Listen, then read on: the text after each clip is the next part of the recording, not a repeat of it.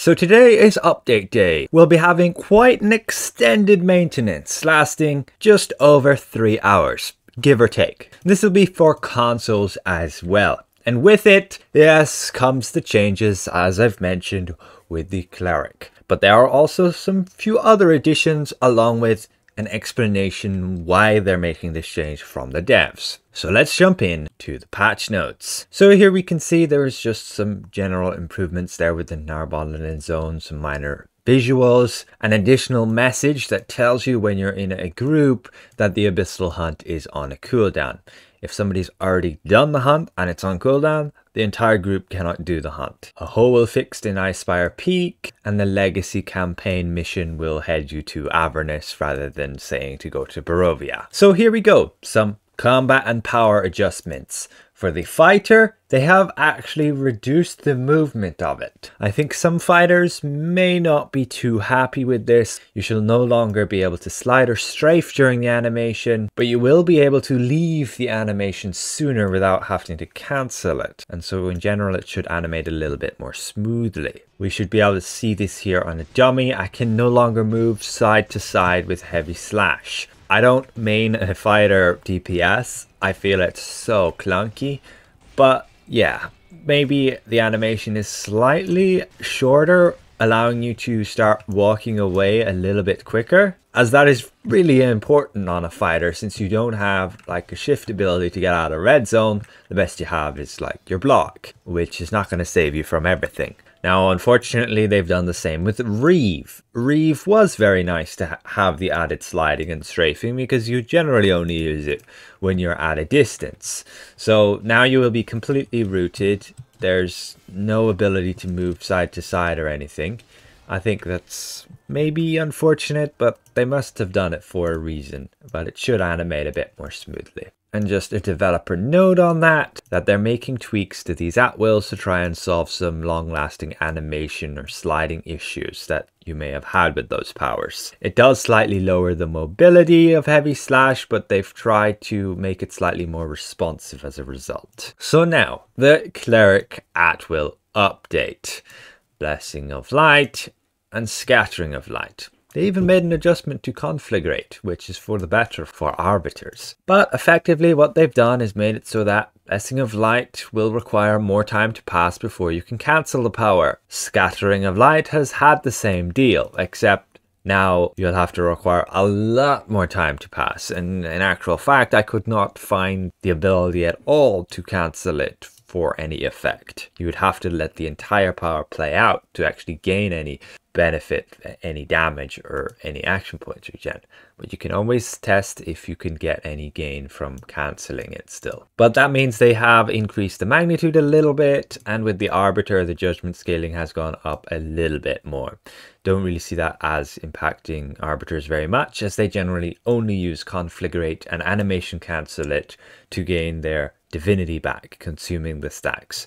But it will deal 150 magnitude now instead of 130. That is good. Arbiters can always deal with a bit more base damage over time outside of just their pure burst from encounters. Again, my notes for these changes were here and I covered them previously on Saturday, I think. And the action point regeneration was set at like these scores when you were at 4%. When you get to like 50%, you can nearly half all these values. But now it's going to take you like the full 45 seconds if you're at 4%, and you can still animation cancel Blessing of Battle, but I could only get it down to like 33 seconds. But additionally, they added quite the lengthy wall of text here to explain why they're doing this. The main reason was because some players could have setups that allowed them to interrupt the powers at rates far above the balance target. So it was never intended that they could abuse it as effectively as that. Using a keybind on PC made it even more effective depending on your ping. The higher the ping you had, the better the keybind was for you. Now with power interruption, or aka animation cancelling, they are fine with it, as long as it's only a plus 25% over the baseline.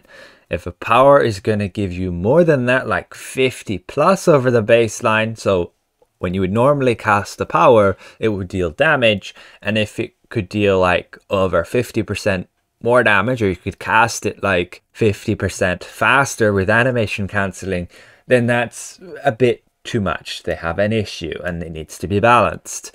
And this is what's happening to the Cleric. The power was not really functioning how it's intended.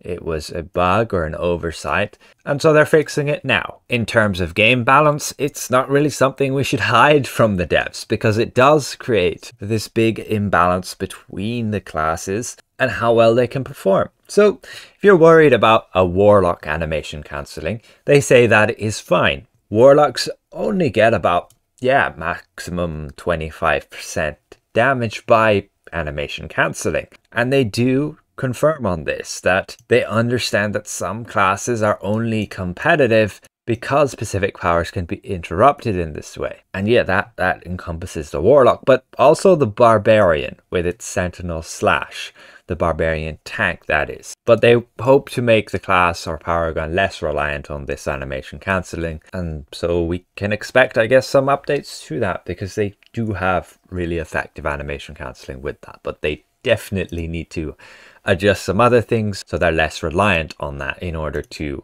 actually be competent in their role. They did not feel that the Cleric needed the extra action point gain via the interrupts on Scattering Light and Blessing Light to perform adequately. And really they don't. I've had many Cleric players who have proven they do not need a single bit of animation cancelling to fulfill their role through any content. You should not need to rely on spamming your daily powers so often in order to just heal your group. And yes, it was primarily on PC that you could extremely optimize these interrupts to gain that massive gain of action points. But they will be making some improvement to the Cleric daily powers so that they expand to target nearby friendlies, not just the party members, and on such healers like the Warlock as well. But that is about it, to be honest, for the patch notes. Their reasoning for those things, and yeah, the more details. I had already figured those out with testing, as you could see in my previous video. There was some adjustments there with the Unawakened Heart and Awakened Heart items, and in the appointment store you can purchase the food there in bulk, and the cost is being reduced, and your Celestial Bear is no longer experiencing identity crisis issues. It should no longer sound like the Cosmic Pig. Thanks for watching, and a special thank you to all these channel members. See you guys around. Goodbye for now. And yeah, as a last note, it was probably a big part of my demonstration that got this fixed, that made the devs realize how impactful it can actually be. Now don't worry, if you were not using this to this effect, you will not notice much different at all. Again, you do not need to spam daily powers in order to actually heal on the Cleric. They are pretty balanced in terms of divinity regeneration and their other heal abilities.